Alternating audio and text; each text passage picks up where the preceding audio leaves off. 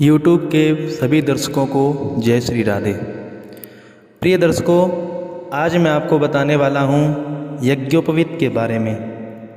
यज्ञोपवीत किन किन को पहननी चाहिए, क्यों पहनते हैं यज्ञोपवीत, और यज्ञोपवीत में कितने धागे होते हैं, यज्ञोपवीत का महत्व क्या होता है, यज्ञोपवीत क्यों पहननी चाहिए, यज्ञोपवीत संस्कार हमारे ऋषि मुनियों ने क्यों बनाया है, ये पूरी जानकारी मैं आज आपको बताने वाला हूँ इस वीडियो के अंदर। आप वीडियो को बिल्कुल भी स्किप मत कीजिएगा, ध्यान से देखिएगा। और अगर आप हमारे YouTube चैनल पर नए हैं, अभी तक आपने हमारे YouTube चैनल को सब्सक्राइब नहीं किया है तो आप सब्सक्राइब कर लीजिए और साथ में बेल आइकन को भी दबाइए, क्योंकि इससे आपको ये फ़ायदा होगा, जब भी हम कोई वीडियो YouTube पर अपलोड करेंगे तो उसकी सूचना आपको मिल जाएगी, उससे आप वंचित नहीं रह सकेंगे। क्योंकि मैं लाने वाला हूं बहुत ही अच्छी उपयोगी वीडियो, और भी बहुत सारी आपकी उपयोगी वीडियो इस YouTube चैनल में आपको मिल जाएगी। तो चलिए शुरू करते हैं। पहले जानते हैं यज्ञोपवीत के बारे में। यज्ञोपवीत क्या होता है। हमारे धर्म के अंदर 4 आश्रम हैं। पहले ब्रह्मचर्य, फिर गृहस्थ, उसके बाद वानप्रस्थ और फिर सन्यास। 1 से 25 वर्ष तक ब्रह्मचर्य आश्रम होता है, 25 से 50 तक गृहस्थ आश्रम होता है, और 50 से 75 तक होता है वानप्रस्थ, उसके बाद सन्यास। तो पहले के जो 3 आश्रम हैं उनमें यज्ञोपवीत को धारण करना चाहिए, सन्यासी को यज्ञोपवीत नहीं पहननी चाहिए। और यज्ञोपवीत जब पहन लिया जाता है तो कुछ समय ऐसे आते हैं धागा न टूटने पर भी हमें बदलना होता है। 4 महीने का समय तो होता ही है, 4 महीने में हमें बदलना होता है। इसके बीच में भी कोई असोच हो जाता है, कोई सूतक लगता है तो हमें बदलना चाहिए। कब कब बदलना चाहिए ये मैं आपको बताता हूँ। यज्ञोपवीत हमारे बाएं हाथ के बाएं कंधे के ऊपर यज्ञोपवीत होता है। अगर बाएं हाथ से नीचे यज्ञोपवीत आ जाए तो नवीन यज्ञोपवीत पहनना चाहिए। और यज्ञोपवीत का कोई धागा टूट जाए तो भी हमें नई यज्ञोपवीत पहननी चाहिए। या हम शौच इत्यादि जाते हैं, कान पर यज्ञोपवीत को टांगना भूल जाते हैं तो भी हमें यज्ञोपवीत बदलनी चाहिए। या कुछ ऐसा छूने वाली चीज़ नहीं हो, उसको हम छू लेते हैं तो भी हमें यज्ञोपवीत बदलनी चाहिए।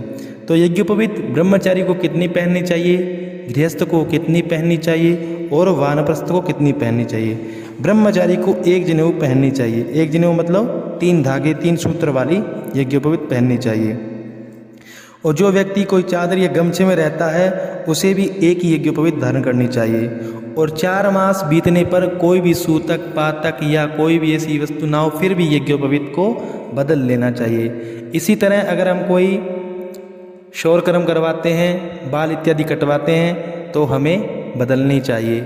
और किसी का अगर जन्म होता है बालक का हमारे कुल के अंदर, तो जब तक उसकी शुद्धि न हो जाए, शुद्धि होने के तुरंत बाद हमें यज्ञोपवीत को बदलना चाहिए। या हमारे परिवार में किसी की मृत्यु हो जाती है तो उसके जब तक उसके दिन पूरे ना हो जाएं, उसकी शुद्धि ना हो, उसके बाद हमें तुरंत यज्ञोपवीत बदलनी चाहिए। सूर्य ग्रहण में सूतक काल के बाद बदलें, चंद्र ग्रहण के सूतक काल के बाद में नई यज्ञोपवीत पहननी चाहिए। और यज्ञोपवीत ज़्यादा बड़े नहीं होने चाहिए, यज्ञोपवीत कमर तक ही रहनी चाहिए। प्रिय दर्शकों, जैसे पत्थर की मूर्ति होती है उसमें भगवान नहीं होते हैं, लेकिन मंत्रों के द्वारा उसमें भगवान को प्रतिष्ठित किया जाता है, वैसे ही ये केवल धागा मात्र नहीं होता है, इन धागों के अंदर अन्य अन्य देवताओं का आह्वान किया जाता है, फिर इनको धारण किया जाता है। तो किन किन देवताओं का किस प्रकार आह्वान किया जाता है वो मैं आपको बताता हूँ।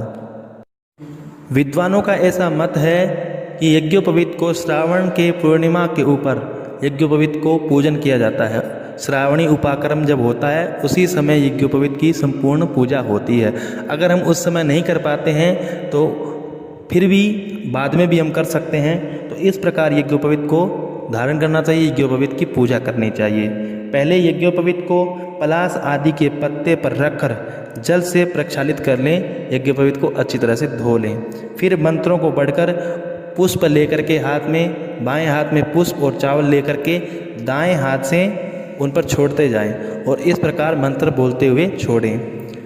प्रथम तंतौ, यज्ञोपवीत की जो प्रथम जो सूत्र है उस पर ओंकारम आवाहयामि। द्वितीय तंतौ ओम अग्निम आवाहयामि। तृतीय यंतौ तृतीयतन्तौ ॐ सर्पान् आवाहयामि। चतुर्थतन्तौ ॐ सोमम् आवाहयामि। पंचमतन्तौ ॐ पितॄन् आवाहयामि। षष्ठतन्तौ ॐ प्रजापतिम् आवाहयामि। सप्तमतन्तौ ॐ अनिलम् आवाहयामि। अष्टमतन्तौ ॐ सूर्यम् आवाहयामि।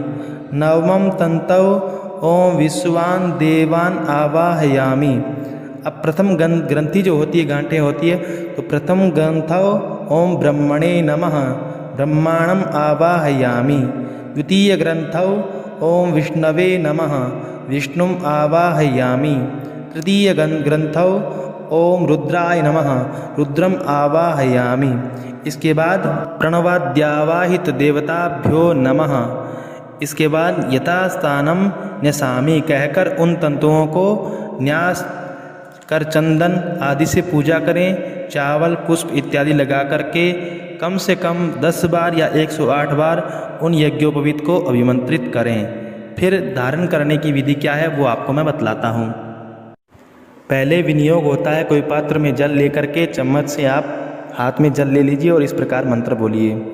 ओम यज्ञोपवीतमिति मंत्रस्य परमेष्टि ऋषिः लिंगोक्ता देवताः त्रिष्टुप छन्दः यज्ञोपवीत धारणे विनियोगः। विनियोग छोड़ दीजिए, फिर मंत्र बोलते हुए आप यज्ञोपवीत पहने। अगर मंत्र आपको याद नहीं है तो पहले मंत्र पढ़ लीजिए, हाथ में यज्ञोपवीत रख लीजिए। मंत्र पूरा होने के बाद में आप यज्ञोपवीत पहन लीजिए। तो इस प्रकार आपको बोलना है। ओम यज्ञोपवीतं परमं पवित्रं प्रजापतिर्यत् सहजं पुरस्तात् आयुष्यमग्रं प्रतिमुञ्च शुभ्रं यज्ञोपवीतं बलमस्तु तेजः।